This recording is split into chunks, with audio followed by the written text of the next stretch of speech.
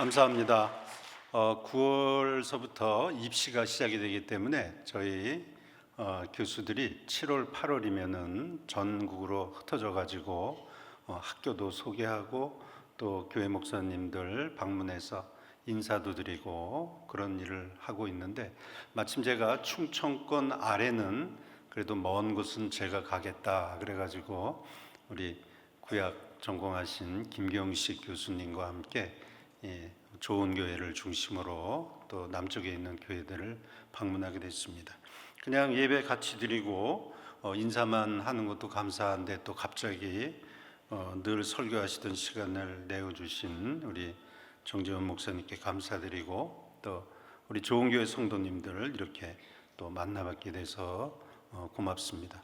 저희 감리교단은 세 대학이 있습니다. 교단 산하, 중부권에서 유명한 모건대와 협성대, 그리고 감신대가 있습니다.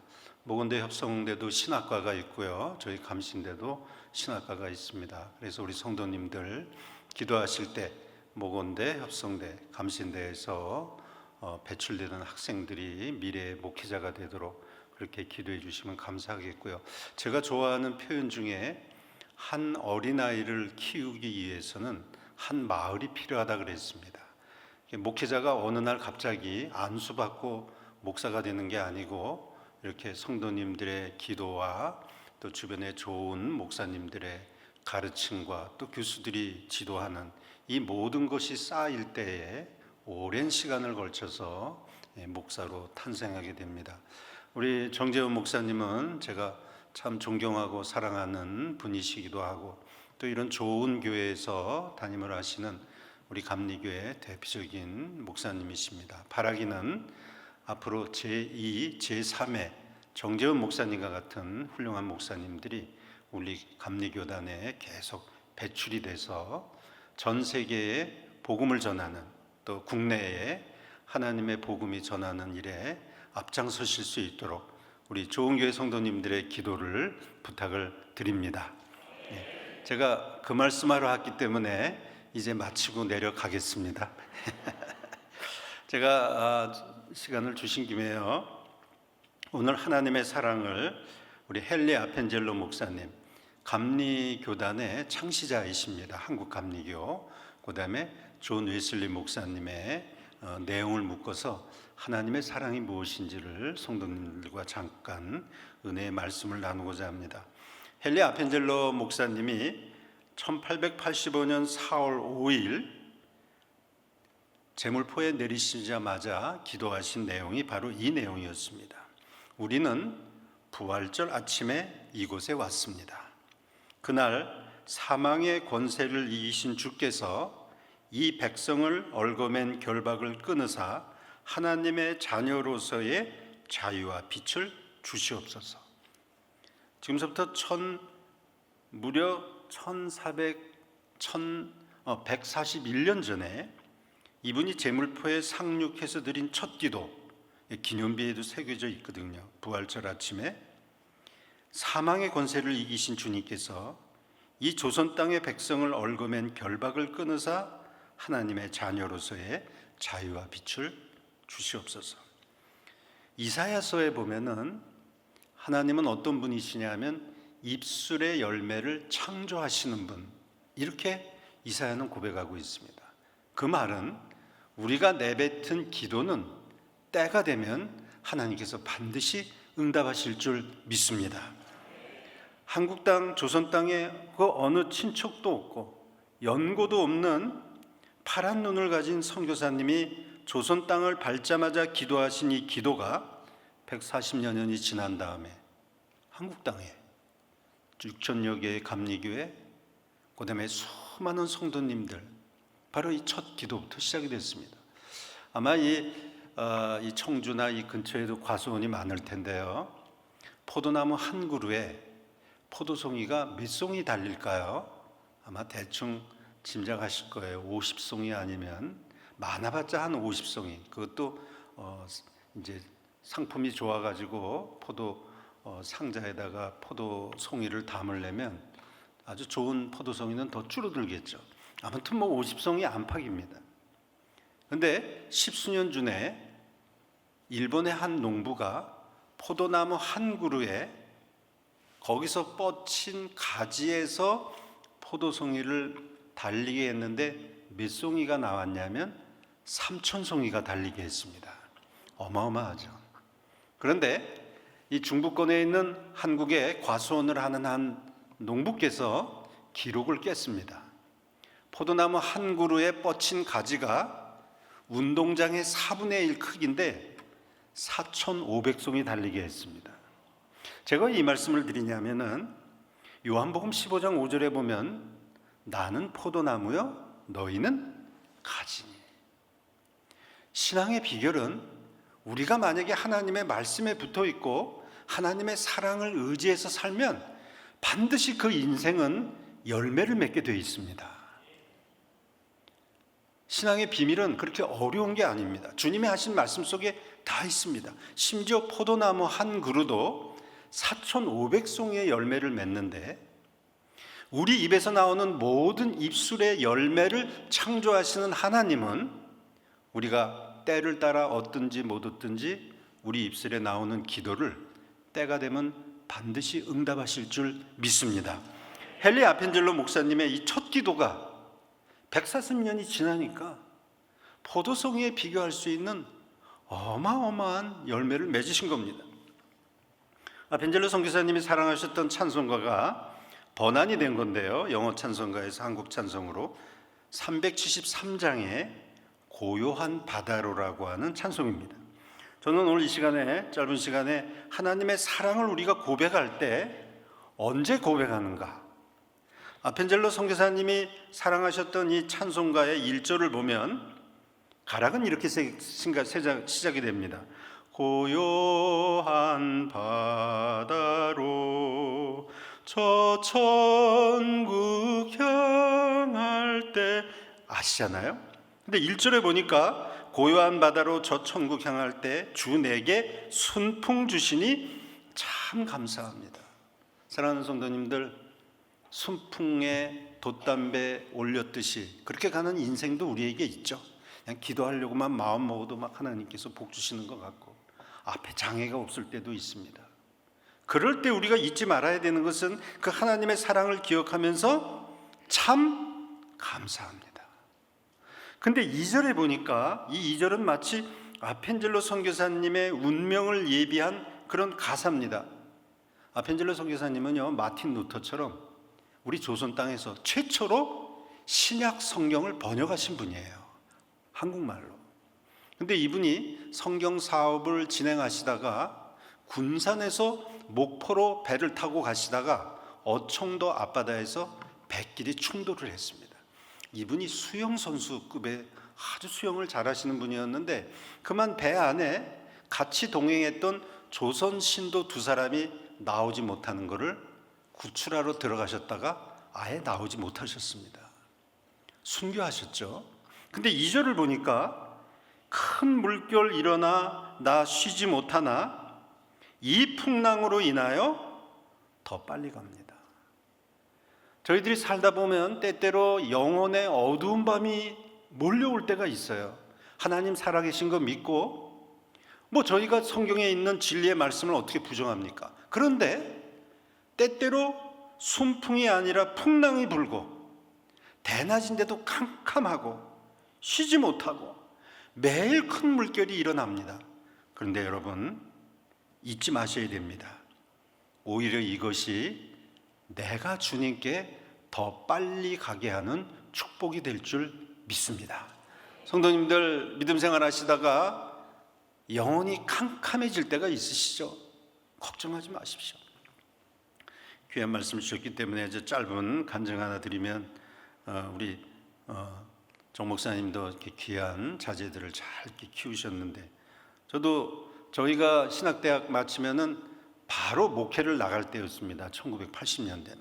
그래서 일찍 장가도 가야 됐고요.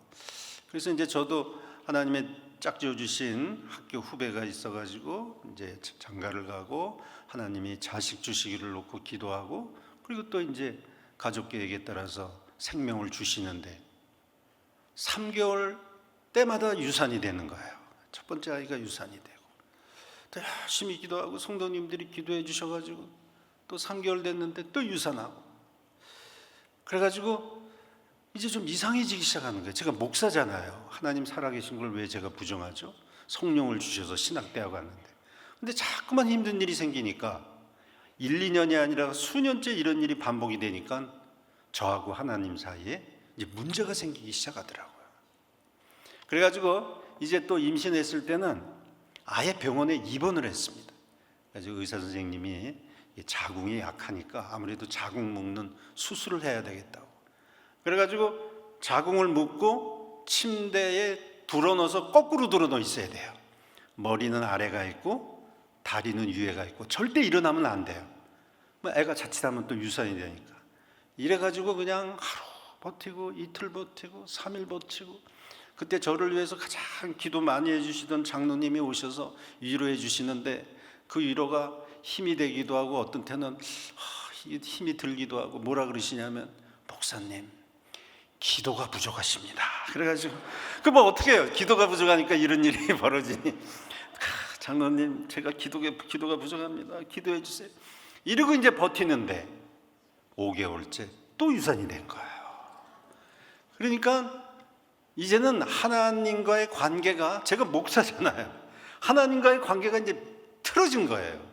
아니 목회를 하게 하려면 제대로 도와주셔야지. 이게 뭡니까? 그냥 임신하면 유산, 병원에까지 입원했는데 또 유산. 그래가지고 낮에 병원에서 이렇게 터벅터벅 내려오는데 마음이 캄캄해요. 환한 대낮인데 마음이 캄캄한 거예요. 그래서 제가 목사가 얼마나 부족하면 하나님 앞에 이런 질문을 하겠습니까? 하나님, 이럴 때는 뭐라고 기도합니까? 그러실 때 있잖아요, 성도님들. 너무 마음이 힘들고 뭔가 하나님이 인도해 주실 것 같은데 그 길은 아닌 것 같고, 그러면 목사라도 그런 기도가 나오는 거예요. 하나님, 제가 이럴 때는 아버지께 뭐라고 기도해야 됩니까? 기도하는 법을 목사가 모르겠어요. 근데 저도 모르게 입이 탁 터지면서 소리가 나오는 거예요. 제가 깜짝 놀랐어요. 그렇다고 뭐 제 안에 무슨 성령에 감동돼서 무슨 소리가 났다 그런 게 아니고요. 하나님 앞에 그런 기도를 하자마자 제 입이 탁 터지면서 소리가 나왔는데 그 소리가 바로 찬송이었습니다. 아마 성도님들이 잘 아실 거예요. 이와 같은 때엔 난 노래하네. 뭘 노래하죠? 사랑을 노래하네. 사랑을 노래하네 주님께. 제가 이 찬송을 교회에서 집회하면서 기도하면서 수백 번 수천 번 부른 찬송이거든요.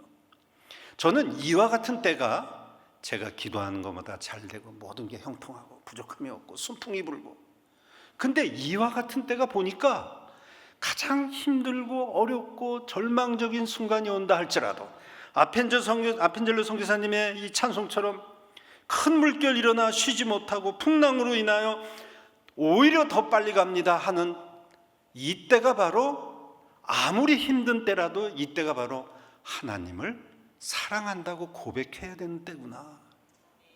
사랑하는 성도 여러분, 기도 응답이 늦다고 힘든 일이 생긴다고 자녀들에게 어려움이 있다고 경제적인 어려움이 있다고 절대 하나님 앞에서는 어려움이 아닙니다.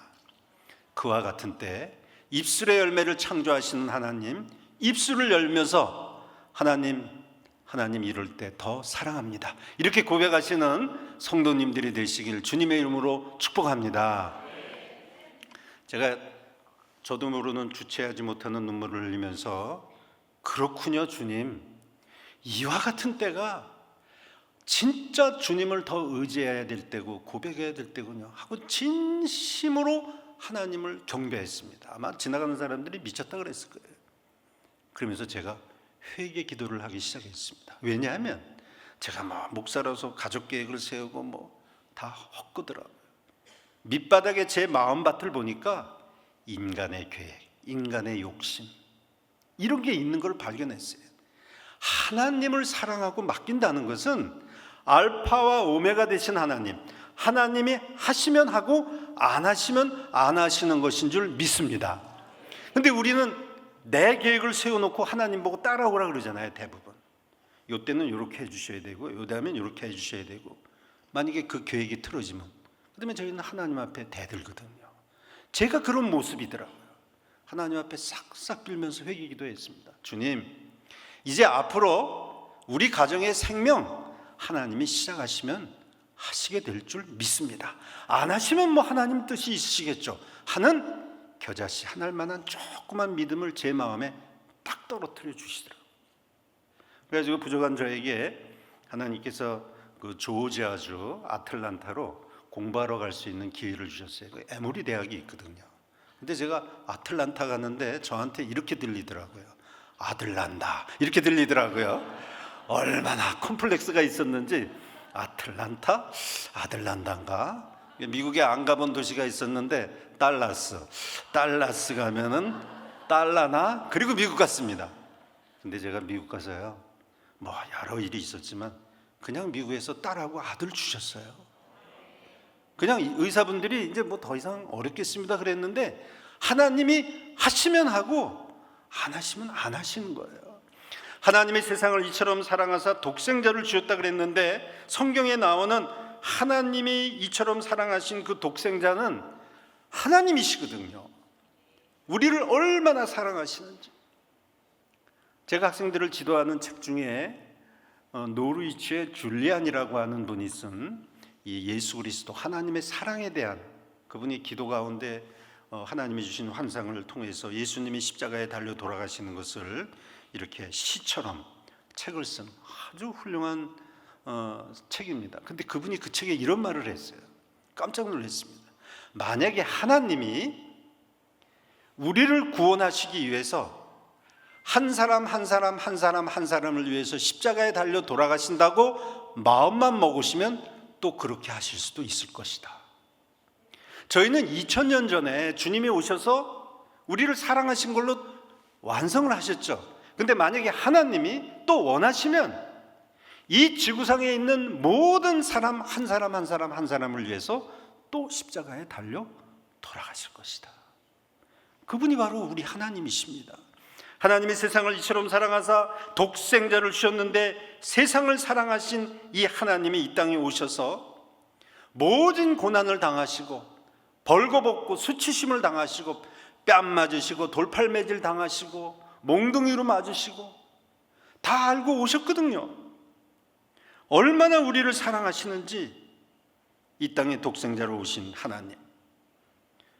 그런데 오늘 성경에 있는 말씀을 보면 하나님이 세상을 이처럼 사랑하사 독생자를 주셨는데, 이 놀라우신 하나님의 사랑, 포도나무처럼 우리가 붙어 있어야 될 이 하나님의 사랑에 응답할 수 있는 한 가지 유일한 비결은 그를 믿는 믿음 외에는 없습니다. 그 사랑에 응답할 수 있는 길은 믿음 외에는 없습니다. 제가 존 웨슬리 목사님의 일기에서 웨슬리 목사님이 강조한 믿음이 뭔지 잠깐 성도님들에게 소개하고자 합니다. 매년 5월의 웨슬리 회심 주간에 우리 목사님 통해서 늘 들으시는 말씀이지만, 1738년은 존 웨슬리 목사님이 미국에서 선교사 생활 2년을 마치시고 영국으로 돌아오는 해였습니다. 물론 선교사 생활에 어려움이 있으셨지만 이분이 이상한 말씀을 하세요. 1738년 1월에 잉글랜드로 돌아갔을 때 나는 죽음의 절박한 위험에 쌓여 있었다. 이분에게 영혼의 캄캄한 어두운 밤이 온 거예요. 제가 이 일기문을 읽다가, 아니 이와 같이 훌륭한 목사님, 저는 감히 비교도 할 수 없는 이분에게 왜 갑자기 불안에 쌓여 있을까? 그 내용을 보면 바로 이겁니다. 믿음이 올바른 대상에 고정되어 있지 않다는 것을 발견한 거예요. 뭐라고 이분이 고백하냐면, 나는 여전히 이 믿음을 올바른 대상에 고정하지 않았다. 내게 믿음이란 하나님에 대한 믿음이지 그리스도 안에서 또는 그리스도를 통한 믿음을 의미하지 않았다. 그러면 뭐 하나님에 대한 믿음이 따로 있고 성령님에 대한 믿음이 따로 있고 예수님에 대한 믿음이 따로 있는가? 그게 아니고, 믿는다고 고백했지만 그 믿음이 어디에 뿌리를 내려야 되는가? 여러분, 우리 대한민국 애국가에도요 하나님에 대한 고백이 있어요. 하나님이 보호하사. 5천만 되는 국민이 다 하나님을 고백합니다. 그건 믿음이 아니거든요. 웨슬리 목사님이 자기 마음밭에 하나님을 믿는다 그러면서 그 믿음이 막연한 믿음인 거예요. 그래서 이분이 이제는 어떻게 고백을 하냐면, 이제 구원에 대한 나의 희망을 부분적으로든 전체적으로든 그동안 자기가 내 자신의 행위나 의에 의존했다는 것을 발견한 거예요. 전적으로 하나님, 나를 위해서 십자가에 달려 돌아가신 독생자 예수 그리스도만을, 그분에게 믿음의 뿌리를 내려야 되는데, 그래서 웨슬리 목사님은 어떻게 고백을 이제 하시냐면, 나를 위해 흘리신 그리스도의 피를 온전히 의지할 뿐 아니라 그리스도만을 바로 나의 유일한 칭의요 성화요 구속으로서 신뢰하겠다. 할렐루야. 저도 가만히 보면요, 믿음을 예수 그리스도, 나를 위해서 사랑하시고 독생자가 돼서 내려오신 그 하나님, 나를 위해서 피 흘려 돌아가신 그분이 아니라, 가만히 보면 내 인간의 경험, 조그마한 알량한 지식, 인간관계, 절대 그거는 믿음의 대상이 될 수 없습니다. 제 부족한 저를 감신대 총장으로 만들어 주셔서 참 하나님 앞에 두려운 마음으로 이 일을 수행하고 있지만, 아무리 총장이라도 그 속에 그 뿌리가 예수 그리스도에 붙어있는, 복음의 보혈에 붙어있는 믿음이 아니면 총장이 아니라 송장입니다. 그렇습니다. 우리는 흙껍데기에 불과합니다. 우리가 살아갈 수 있는 희망은 나를 위해서 흘리신 그리스도의 피, 이것만이 의지되고, 이것만이 나의 칭의요, 이것만이 나를 거룩하게 하는 것이요, 이것만이 나를 죄에서 구속해 주셨다는 이것이 아니면은 이 믿음은 바른 대상에 고정되어 있지 않다는 거죠. 이 1738년에 바로 웨슬리 목사님이 올더스게이트 5월 24일 날 이런 고백이 있은 다음에 바로 성령을 받고 지구를 몇 바퀴 도는 그 거리를 통해서 전 세계의 감리교가 시작이 된 겁니다. 사랑하는 성도 여러분, 웨슬리 목사님이 1738년 5월 24일 그 새벽에 이 말씀을 받으셨습니다. 이로써 그 보배롭고 지극히 큰 약속들을 우리에게 주사, 이 약속들로 말미암아 너희로 정욕 때문에 세상에서 썩어질 것을 피하여 신성한 성품에 참여하는 자가 되게 하려 하셨느니라. 예수 그리스도의 사랑과 그분이 흘리신 보혈의 피에 자기의 믿음이 딱 고정이 되니까 그때부터 복음의 열매가 이제 비로소 열리기 시작하는 거예요. 저는 이 참 우리나라에서 제일 좋은 교회 아닙니까? 명칭도 좋은 교회고, 기도 가운데 또 우리 정재원 목사님 통하여 아름다운 교회를 읽어가시는 우리 성도님들의 믿음이 예수 그리스도의 보혈의 피에 뿌리를 내리시기를 주님의 이름으로 축복합니다. 제가 이제 말씀을 마치면서요, 제가 중요하게 생각하는 것은, 그럼 예술님 목사님이 5월 24일 날 신성한 성품에 참여한다는 이 말씀을 받고 이제 예수 그리스도의 보혈에 그 믿음의 뿌리를 내린 다음에 이분에게 이제 어떤 변화가 일어나기 시작했는가? 5월 24일 당일에 일어난 변화가 바로 이 내용입니다. 나는 악의적으로 나를 이용했거나 핍박한 사람들을 위하여 온 힘을 다해 기도하기 시작하였다. 가슴이 뜨거워진 다음에 이분이 바로 이어진 일기에 나오는 내용이 이겁니다. 저는 이 부분을 어떻게 이해하냐면은, 그동안 사랑하지 못했던 사람, 그렇잖아요. 물론 목회하면서 뭐 얼마나 많은 일이 있었는지 모르지만 뭐 돌팔매질 당하고 예수님처럼 가는 곳마다 뭐 핍박당하고, 그런데 이제 비로소 가슴이 뜨거워지고 하나님의 성품에 참여하는 그 말씀을 받은 다음에 나를 이용하고 핍박하고 나를 그냥 저주했던 그런 사람들을 위해서 온 힘을 다해서 기도하기 시작했고, 그런 후 생전 처음 내 마음속에 느낀 것을 그것에 있던 모든 이들에게 공개적으로 간증했다. 사랑하는 성도 여러분, 지금까지 오면서 아직도 해결되지 않은, 저도 마찬가지입니다. 학교 일을 하다 보면 이런 오해도 받고 저런 오해도 받고, 그럴 때마다 뒤돌아서면 제 마음속에 오로지 하나님의 사랑만 품게 하소서. 제가 한번 이제 설교를 이제 가끔 요청받는데요, 한 번은 제가 중학교 고등학교 설교는 어떻게 거기까지는 되거든요. 유치원 설교를 제가 부탁을 받았어요. 유치원 설교 이거 어떻게 해요? 애들이 말귀를 못 알아듣는데. 그래가지고 주머니에다가 초콜릿하고 사탕 잔뜩 집어넣고, 뭐 설교가 길지도 않아요. 5분 설교예요. 그래서 하나님의 사랑에 대해서 제가 잘 설명을 했어요. 졸만하면 초콜릿 주고 사탕 주고. 아주 잘 설교가 끝났어요. 아주 아름다운 말로. 그럼 이제 어린아이들은 끝날 때 한 번 좀 물어봐 줘야 되잖아요, 예의로. 자, 우리 유치원 어린이 여러분, 나중에 이제 우리 목사님하고 다 하나님 나라 가야죠. 천국 가고 싶은 어린이 손 드세요. 그랬더니 조만한 손으로 저하고 눈을 맞추면서 저요 그러는데, 한 아이가 설교 듣다가 실족한 거예요. 화가 잔뜩 나가지고 팔짱을 이렇게 끼고 저를 쳐다보지도 않고, 제가 연자맷돌 메고 지금 빠져 죽게 생긴 거예요. 아직도 그 어린아이 이름이 기억이 나요. 영광이라고 하는 아이인데요. 걔는 분명히 부모님이 하나님께 영광 돌리라고 이름을 지어주셨는데, 얘가 지금 유치원 설교에 이게 지금 상처를 받고 삐져 있는 거예요. 끝난 다음에 제가 조용히 불러가지고, 영광아, 너 어떤 게 그렇게 힘들었니? 그래야 되는데 제가 그걸 참지 못하고 그냥 물어본 거예요. 우리 영광이 어린이는 천국 가기 싫어요? 하나님이 사랑하시는데? 그 아이가요, 소리를 벼락처럼 지르는데 제가 깜짝 놀랐어요. 뭐라 그러냐면, 얘가 가면 난 안 가요 그러는 거예요. 이게 상황이 파악이 됐어요. 이게 뭐냐면은 삼각관계가 있었던 거거든요. 자기가 좋아하는 그 여자아이 짝꿍하고 사실 둘이 가고 싶었는데 자기 라이벌이 먼저 손들어 버린 거예요. 그러니까 얘가 이제 고민이 됐겠죠. 이거 같이 가야 되나 말아야 되나 그러는데, 그런 상태에서 천국 가면 그게 천국이겠어요? 지옥이겠어요? 가뜩이나 유치원 올 때마다 마음이 이상한데. 그래서 얘가 가면 못 가겠다는 거예요.